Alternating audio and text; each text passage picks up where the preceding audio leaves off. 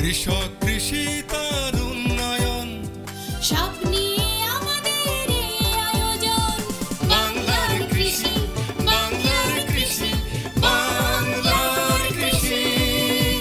ফলবে ফসল, ভরবে গোলা, আরো বেশি বেশি।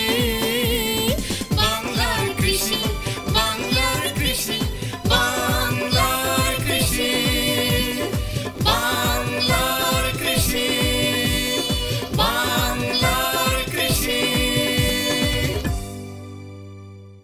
কৃষি তথ্য, প্রযুক্তি, পরামর্শ এবং মাঠ ফসলের করণীয় সম্পর্কে জানাতেই আমাদের এই বাংলার কৃষি। প্রিয় কৃষক ভাইরা, বাংলাদেশ টেলিভিশনের নিয়মিত কৃষি বিষয়ক অনুষ্ঠান বাংলার কৃষি দেখার জন্য আমি আব্দুল শহীদ মিঠু আপনাদের আমন্ত্রণ এবং শুভেচ্ছা জানাচ্ছি। আমাদের আজকের বিষয় আধুনিক প্রযুক্তি ব্যবহার করে পার্বত্য অঞ্চলে মাশরুম চাষ।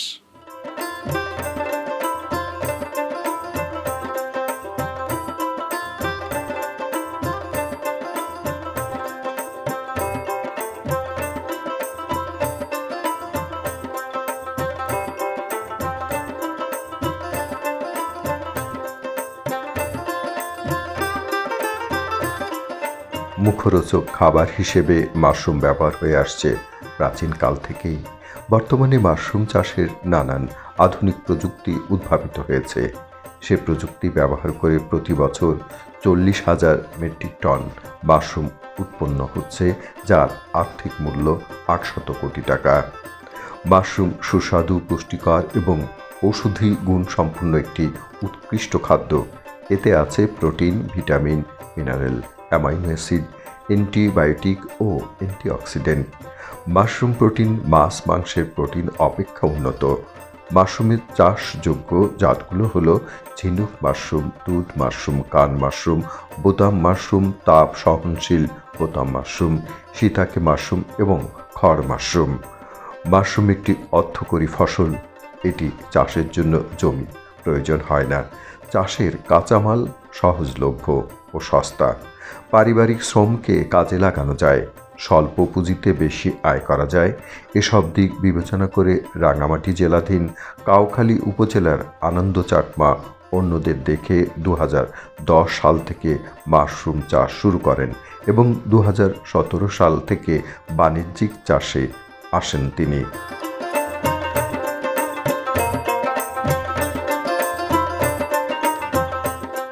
আধুনিক প্রযুক্তি ব্যবহার করে আমাদের এখানে মাশরুম উৎপাদন করা হচ্ছে এবং এটা রাঙামাটি জেলার একটি গ্রাম, যে গ্রামে চারিদিকে পাহাড় রয়েছে, মাঝখানে একটি বাড়ি, যে বাড়িতে আপনি মাশরুম উৎপাদন করছেন। কি নাম আপনার? আমার নাম আনন্দমণি চাকমা। আচ্ছা, আপনি তো মাশরুম উৎপাদন করছেন কত সাল থেকে?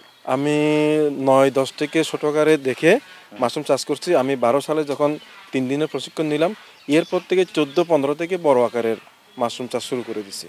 আচ্ছা, তারপরে আপনি কিভাবে ধাপে ধাপে কি করছেন? ধাপে ধাপে অন্যদেরকে ফলো করলাম, ওই যে কৃষি অফিস থেকে পরামর্শ নিলাম।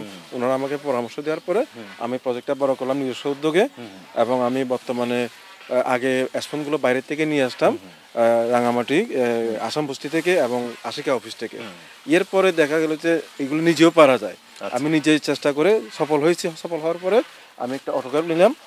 অটোগ্রাফ থেকে এখন আর আমার যে স্পনগুলো তৈরি করছে আমার আর বাইরে থেকে আনা লাগে না।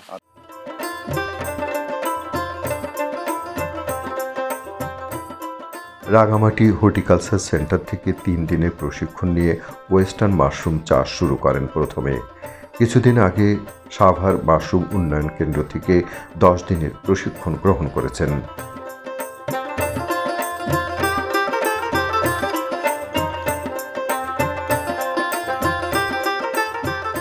আপনি যে প্রশিক্ষণ নেওয়ার পরে আপনি মাশরুমটা চাষ করা আরম্ভ করলেন। তারপরে আপনি এই যে আধুনিক প্রযুক্তি ব্যবহার করে কিভাবে আপনি চাষ আরম্ভ করলেন? আগে হচ্ছে যে আমি গ্রামের মধ্যে স্পনগুলো সিদ্ধ করতাম। জি, গ্রামের মধ্যে হচ্ছে আপনার স্পনগুলো হচ্ছে ঠিক মতো সিদ্ধ হয় না। সিদ্ধ না হওয়ার ফলে অনেক নষ্ট হয়ে যায়। এরপরে যখন আমি জানতে পারলাম যে মানে অটোক্লেভে ভালো হয়, তো আমি একটা মানে মানুষের থেকে হাওলাত নিয়ে নিজের উৎপাদন থেকে কিছু জোগাড় করে টাকা সঞ্চয় করে আমি অটোক্লেভটা নিলাম। এটা কত দিয়ে নিয়েছেন? এটা 45,000 টাকা পড়ছে টোটাল। এটা ঢাকা থেকে আনছি, বিডি মাশরুম থেকে। এটা অটোক্লেভটা আনার পরে আমার আর আগের মতো স্পনগুলো নষ্ট হয় না। তো আমি এখানে পার ডে 80 হইতে 90টা ধরে এখানে, ওইগুলো আমি আমার চাহিদা পূরণ করার পরে বাড়তি যেগুলো থাকে এগুলো আমি বিক্রি করে দিই বাইরে। তিনি নিজের ল্যাবে স্পুন তৈরি করে নিজে চাষ করেন এবং অন্যের কাছে বিক্রি করেন।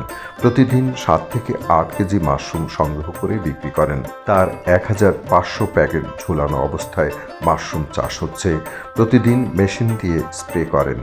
এটা হচ্ছে যে প্রথমে আমরা খড় দিলাম, এরপরে আমরা এই মাদা দিলাম স্পন। হ্যাঁ বীজটা দিলাম, আচ্ছা। এরপরে আবার খড়, এরপর আবার স্পন দিলাম, এবার খড় আবার স্পন, এভাবে দিতে দিতে যখন ফুল এটা শেষ হয়ে যাবে, এটা করার পরে আমরা এই যে হলো এরকম প্যাকেটে এটা বেঁধে ফেলবো রাবার দিয়ে অথবা সুতলে দিয়ে।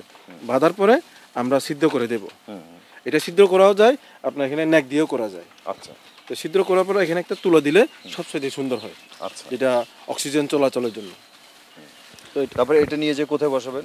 এটা নিয়ে যাওয়ার পরে আমরা চাষ ঘরে বসাবো। চাষ ঘর যেটা। হ্যাঁ, এটা এখানে কালকে তুলে দেওয়ার পরে আমরা চাষ ঘরে নিয়ে যাবো এটা। তিনি পোকামাকড় দমনের জন্য হলুদ ফাঁদ ও আলোক ফাঁদ ব্যবহার করেছেন।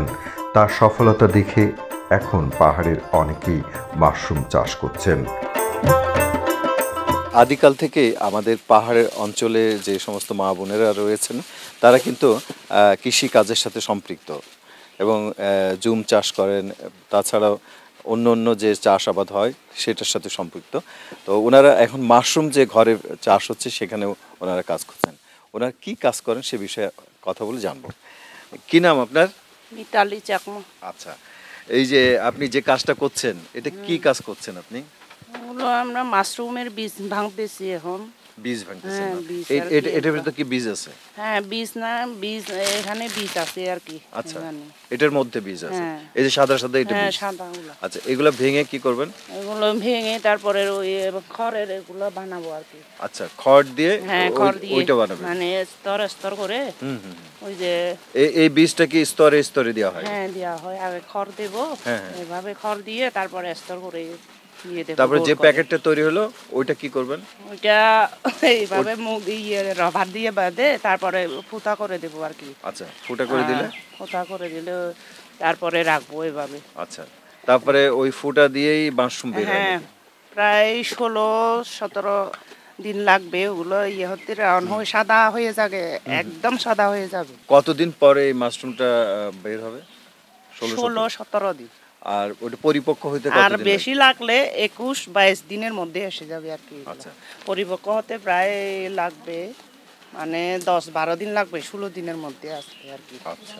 মাশরুম চাষের জন্য 500 গ্রাম ওজনের ব্যাগের ভিতরে কাঠের গোড়া 64%, গমের ভুসি 32%, ধানের তুষ 4% দিতে হয়। এসবের সাথে সামান্য পরিমাণ চুন ও পানি মেশানো হয়। তার মধ্যে মাশরুমের বীজ দিতে হয়। প্যাকেটগুলো কাঠ ও বাঁশের তাকে সারি করে সাজিয়ে রাখতে হয়। ব্যাগের দুপাশে অর্ধচন্দ্রাকৃত করে কেটে কাটা অংশটি চেঁচে ফেলতে হয়। তারপর ব্যাগটি 21 থেকে 30 মিনিট পানিতে চুবিয়ে রেখে পাকা মেঝেতে উল্টো করে রেখে অতিরিক্ত পানি বের করে ফেলতে হয়। ব্যাগগুলো সাজিয়ে রেখে নিয়মিত পানি স্প্রে করতে হয়। 2-3 দিন পর ব্যাগের কাটা অংশ দিয়ে সাদা পিন সদৃশ অংশ দেখা যায়।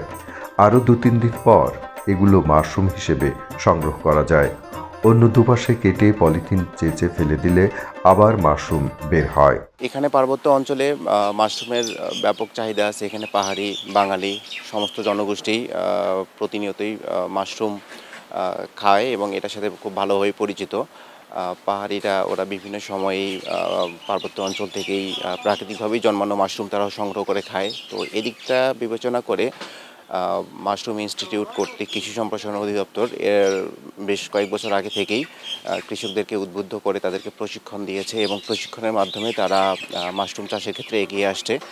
আমাদের এখানে আমরা কাউখালীতে বিভিন্ন চাষিকে ইতিমধ্যেই প্রশিক্ষণ প্রদান করেছি এবং সম্প্রতি মাশরুম চাষ সম্প্রসারণের মাধ্যমে পুষ্টি উন্নয়ন ও দারিদ্র্য হ্রাসকরণ প্রকল্পের আওতায় আমরা আমাদের এই চাষিকে আনন্দমণি চাকমাকে আমরা 10 দিনের একটা প্রশিক্ষণ প্রদান করেছি এবং আমরা এ মাসের মধ্যে আরও 30 জন চাষিকে মাশরুম চাষের উপরে প্রশিক্ষণ প্রদান করব।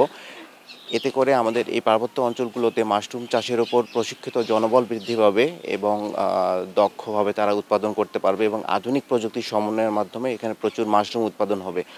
আর এখানে যেহেতু মাশরুমের চাহিদা আছে, এটা পুষ্টি সমৃদ্ধ একটা খাবার, এর মাধ্যমে আমাদের পার্বত্য অঞ্চলের জনগোষ্ঠীর পুষ্টির চাহিদা অনেকাংশে পূরণ করতে পারবে বলে আমরা বিশ্বাস করি। একটি মাশরুমের ব্যাগ থেকে ৩-৪ বার ফসল সংগ্রহ করা যায়। মাশরুমে মাছির প্রকোপ দেখা দিতে পারে, এজন্য 0.1% ম্যালিথিয়ন স্প্রে করা যেতে পারে।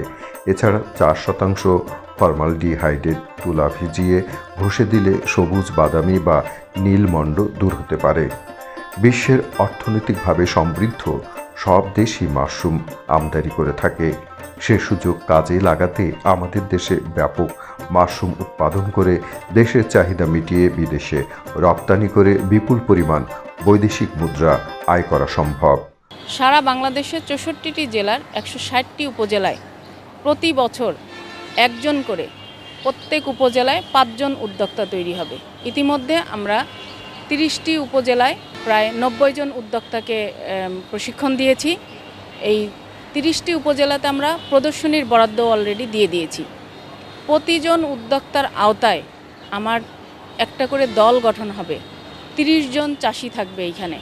সেইখানে আমরা যেই কথাটা বলছি যে নারীরা অগ্রাধিকার প্রাপ্য, কারণ মাশরুম চাষ এটা ঘরে বসে আয় করা যায়, ঘরের ফসল। নারীরা যেখানে অন্য কোনো কৃষিকাজে অংশগ্রহণ করতে তাদের সমস্যা হয়, কিন্তু মাশরুম চাষের ক্ষেত্রে তাদের জন্য একটা বড় সুবিধা যে ঘরে বসেই তারা পারিবারিক সমস্ত কাজকে সামলিয়ে পরিবারের শ্রমকে কাজে লাগিয়ে এই মাশরুম চাষ করতে পারছে এবং আয় করতে পারছে। তো এরকম আমাদের অনেকগুলো দলও গঠন হয়েছে এবং এই দলভুক্ত চাষিকেও আমরা হর্টিকালচার সেন্টারের আওতায় প্রশিক্ষণ দিয়েছি। আর আমরা যে প্রদর্শনীর বরাদ্দটা দিয়েছি এটা হচ্ছে উপজেলা পর্যায়ে।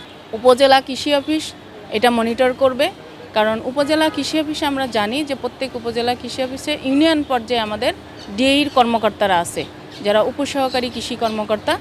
তার ব্লক থেকে উদ্যোক্তা সিলেকশন তারা দিচ্ছে এবং তারা এই উদ্যোক্তাকে মনিটর করছে।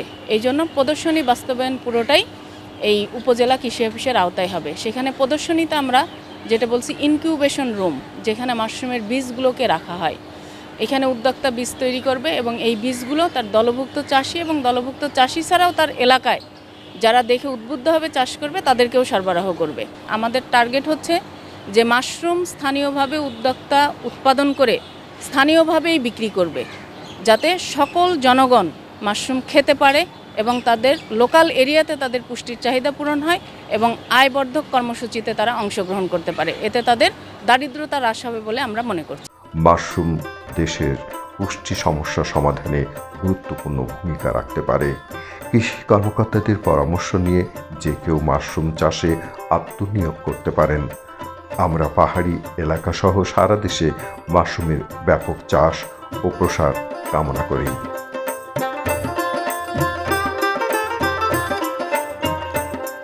বাংলার কৃষি, বাংলার কৃষি, বাংলার কৃষি। অনুষ্ঠান সম্পর্কে আপনাদের যে কোনো মতামত আমাদেরকে লিখতে পারেন। লিখবার ঠিকানা প্রযোজক বাংলার কৃষি, কক্ষ নম্বর 3016, বাংলাদেশ টেলিভিশন ভবন, রামপুরা, ঢাকা 1219। ইমেল বাংলার কৃষি 1314@gmail.com। Facebook Bangladesh television. ইচ্ছে করলে অনুষ্ঠানটি ইউটিউবে দেখতে পারেন। আধুনিক প্রযুক্তি ব্যবহার করে মানসম্মত মাশরুম আবাদ হবে, এটা আমাদের সকলেই প্রত্যাশা। কৃষক ভাইরা, আজ এ পর্যন্তই। আপনারা সবাই ভালো থাকুন, সুস্থ থাকুন। আল্লাহ হাফেজ। কৃষক, কৃষি তার উন্নয়ন। স্বপ্ন